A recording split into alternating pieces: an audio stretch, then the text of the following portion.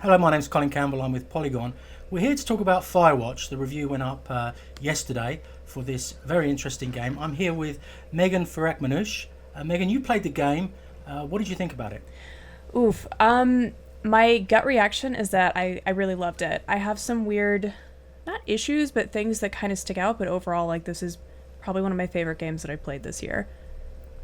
Yeah, I agree. It's what's lovely about this game are, I think, two things. One, the way that it looks, and the viewers can see that for themselves. This is a very beautiful space. And the second is the way that the story is told through dialogue. And we've seen a lot of games over the past few years that have tried to grapple with the problem of dialogue trees and tried to turn them into interesting, interactive stories. And I think on the whole, this succeeds because it's really well written and the voice actors are fantastic. So this is a great story, about 5 or 6 hours long. I think we should probably, in fairness to the viewers, point out that from this point onwards, we're probably going to be delving into the area of spoilers, because I want to talk about one of the problems that I had with the game, which was the ending, and I just didn't feel that it really pulled all of the narrative threads together as well as it might have done. What did you think? Okay, well, first I want to ask, so a lot of this game, is carried by kind of your interactions with Delilah, who's, this person you're radioing and going through the game with. So when you were speaking with her, because I feel like there are two kind of distinct paths, like, did you choose to, I guess, like, be more of like a wife person, or were you kind of leaning away from your wife? No, I kept her at arm's length. I was sort of nice, and when I had to flirt with her, I did. But I was definitely of the view that we were not going to get together at any point during this game. I felt like that would have been a betrayal. But did you go for a more open sort of strategy? So the one regret I have about this is that what I played was kind of like very middling. So the wife Julia is introduced very early on in that first prologue or whatever, and then there's only like once or twice that I think it's only once even that you really interact with her. You get a phone call from her, and everything else is sort of him talking about his wife and the things that are happening there with her. So for me, I never felt a very strong connection to Julia, the wife. Like, I was pretty guided by the compass of, okay, my wife is sick, I'm not going to do anything because I am technically still married to her, but also I don't know if I'm happy in this relationship. And so I was very middle of the road, where I never kind of veered hard into either lane. Okay, and were you satisfied with the ending of the sort of romantic part of the story? I have been going back and forth on this a lot. So at first, no. For me, it felt that the ending was incredibly abrupt, and I was like, oh, that's it with Delilah, like, nothing is going to happen there, okay.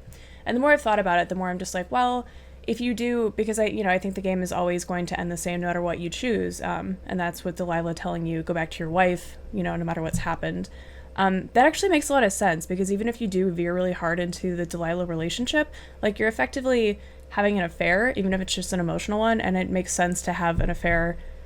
It kind of like, not to use a dumb Firewatch pun, but it kind of like the flame kind of dies, and that makes sense to me. Yeah, I think so too, and I think that made for a decent story. That this man went away to be on his own. He was in a sense grieving, even though he hadn't completely lost his wife. She's got dementia. And he flirts with this person. He sort of considers having a relationship with her. She obviously considers it with him, and in the end it doesn't really work out. But what I did find slightly annoying was that even though I had been throughout the game as much of a quote good guy as I could be, and not really respond to her, I still kind of felt that when she says at the end, that's the right thing to do, go back to your wife, she was almost scolding me. It was almost as if she was acting as if I kind of led her on, which I absolutely hadn't, outside of the fact that the game kind of forces you to do that. So that irritated me slightly. But even so, I felt that the way that the game ended, with you sort of realising that you're still in this relationship, even though it's not officially ended, and that you have a certain duty to your wife, even though she's not really her anymore, I felt that was reasonably satisfying. But the thing that I was less satisfied with, and I'm really interested to hear your point of view, was the way that the story developed and ended in terms of the central mystery about who was following them and who was watching them. So this is interesting. I kind of talked to Justin McElroy about this a little bit, because the way he connected to this is different, because like Justin is he's a father, right? And I have no kids, and I don't want kids.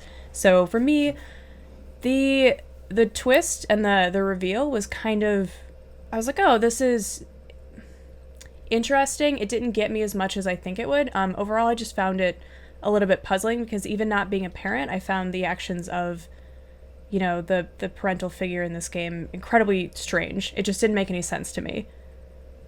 Yeah, no, it doesn't. It doesn't make any sense. That's the problem. It is that you're given all sorts of mysteries at the start, and it's really nicely the way that they have the missing girls, and there's a sense that possibly Delilah is dishonest and up to no good, and there's all sorts of things potentially going on, and there is this thing of Delilah's former lover and her son, and I felt that the way that part of the story was very suddenly almost promoted to the central theme, the central ending, came up on me really quite abruptly, and I didn't think that it justified the earlier parts of the game. And looking back at it, I didn't think that everything holds together particularly well. The camp where the antagonist operates from, in fact you can see it here through this fence, it just doesn't seem to fit with the person that he turns out to be. His actions don't really make any sense to me. I will say that when the game ended and we saw the photographs and there were we saw those reveals in the credits,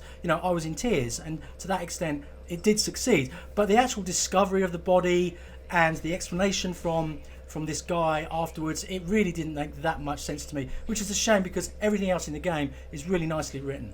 Yeah, I love the build-up of kind of getting to know this kid that, Delilah had this, like, special bond with, and then eventually kind of finding out what happened to him. Like, I loved that because even though I'm not really into kids very much, like, I still felt like, oh, I understand this kid, and, like, I know who this kid is, you know what I mean? Like, I've met this kid through friends' kids or whatever.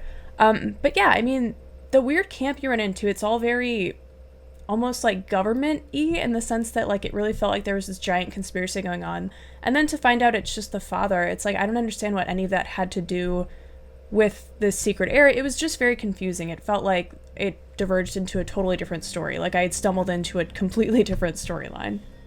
Yeah, and it's fine for them to kind of make you think that this is a government conspiracy type story because there are a lot of those around and they're pretty boring. And then to flip that on its head and it's really just about a guy who's lost his mind, who's lost his child, and that makes sense.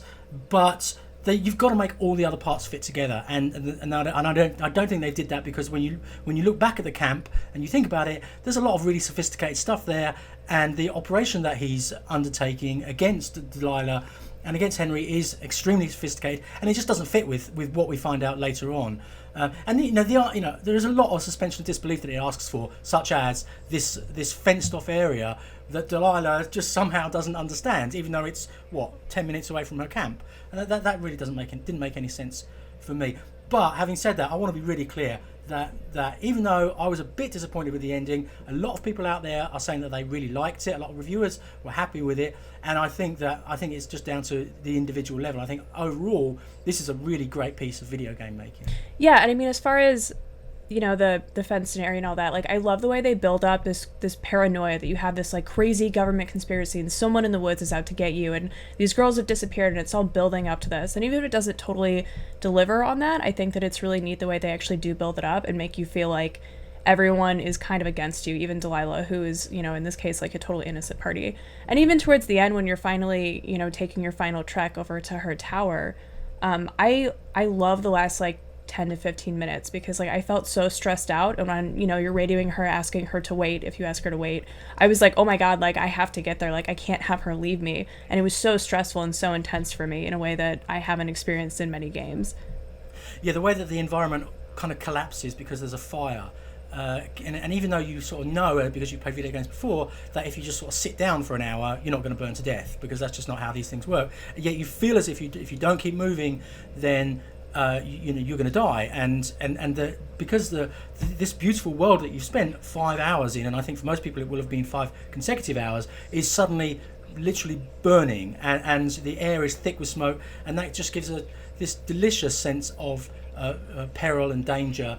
And I enjoyed that as well, even though you get to the end of the mystery and there's still quite a lot of the game left to go, which is a bit odd in terms of timing, but I think overall they did a good job of it. What did you think of Delilah, as a character, as a woman?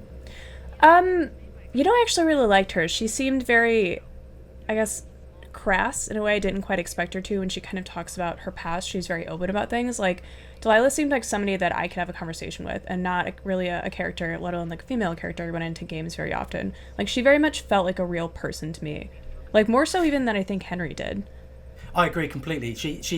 Henry felt a little bit kind of bland, almost to a certain extent, even though he's obviously suffering a great deal. And I actually felt quite connected to him through the dialogue choice, or rather the choices that you made in the pre-game part of the game. I felt quite connected to him. You know, we chose the dog and the dog's name, and the chat up line where he met his wife and how to deal with her sickness. And I sort of felt connected to him. But with her, because of her dialogue, because the acting was so good, I really felt that this was a woman that I kind of know. You know, she's in her 40s. She's been through the ringer. She's got history. She likes a bit of a laugh, but she's also there's a sort of sense of knowing herself, but not particularly in a good way, that she doesn't entirely like herself. And really, that's what you would expect to find from somebody living out in the wilds away from everybody else. Yeah, I totally agree with that. She feels like she's a person who is damaged, you know what I mean? Not in like a way that is really intense, but just the same way that we all kind of are damaged, especially as we get older, especially as we have relationships that kind of crumble. And isn't it lovely that to find characters who aren't idealised? You know, there's no way that you can look at these characters and say that they are perfect entities in any way. They are, as you say, damaged, and that's so refreshing in video games. Yeah, I absolutely agree. I think that's why this game really hit home so hard. So thank you for speaking to me. The game is, I think it's out right now on PlayStation 4 and PC, and I highly recommend that you go out and play it.